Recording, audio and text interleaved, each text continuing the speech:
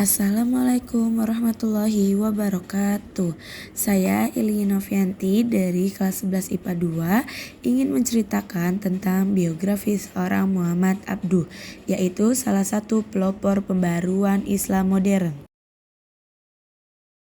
Pendahuluan yaitu Muhammad Abduh bukan hanya seorang ulama, tapi juga seorang pemikir revolusioner yang mengubah arah pemikiran Islam modern.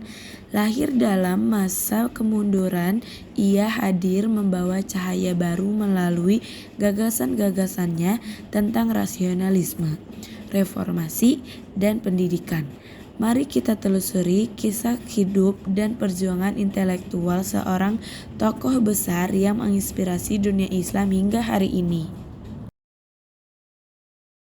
Masuk pada awal kehidupan.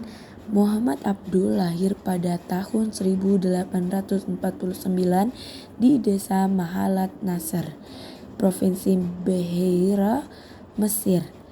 Ia berasal dari keluarga petani sederhana. Sejak kecil, Abduh telah menunjukkan kecintaan pada ilmu.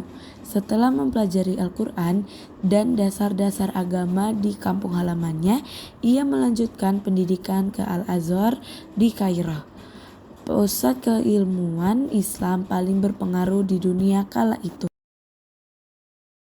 Selanjutnya masuk pada masa studi dan pengaruh Al-Afghani. Di Al-Azhar, Abduh bertemu dengan Jamaluddin Al-Afghani, tokoh pan-Islamis yang berpengaruh besar dalam membentuk pemikiran kritisnya.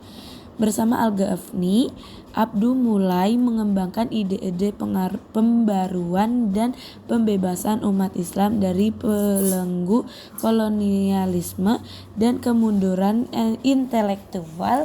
Ia menyadari bahwa stagnasi umat Islam bukan karena Islam itu sendiri, tetapi karena pemahaman yang sempit dan jumud terhadap ajaran agama.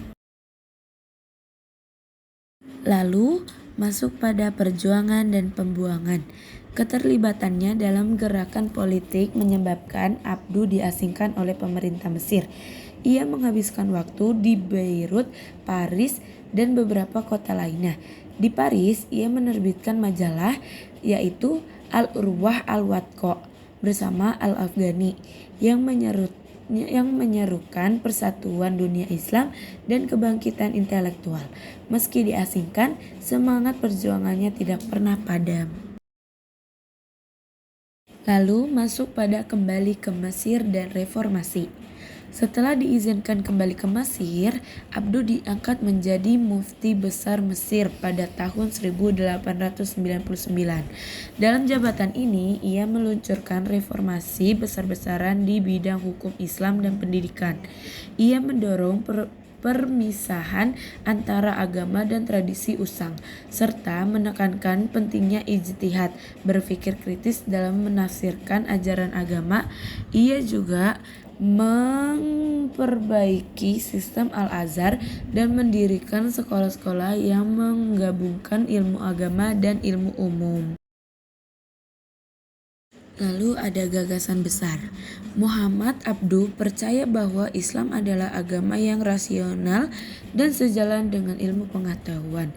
Ia menentang taklid buta dan mendorong umat Islam untuk berpikir sendiri.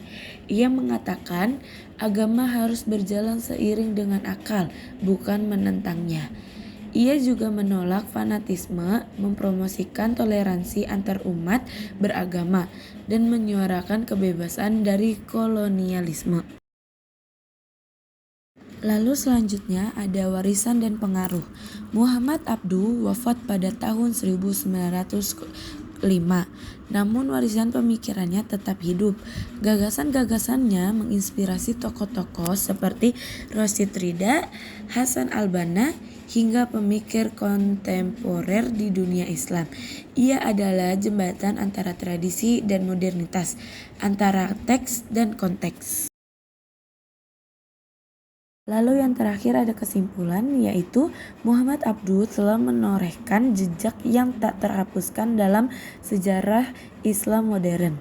Pemikirannya adalah cermin dari keberanian intelektual, cinta pada ilmu, dan tekad untuk mengangkat martabat umat. Dari Mesir, gaung suaranya terus menggema, mengajak kita untuk berpikir, merenung, dan terus memperbarui diri dalam cahaya Islam yang mencerahkan. Sekian dari saya. Wassalamualaikum warahmatullahi wabarakatuh.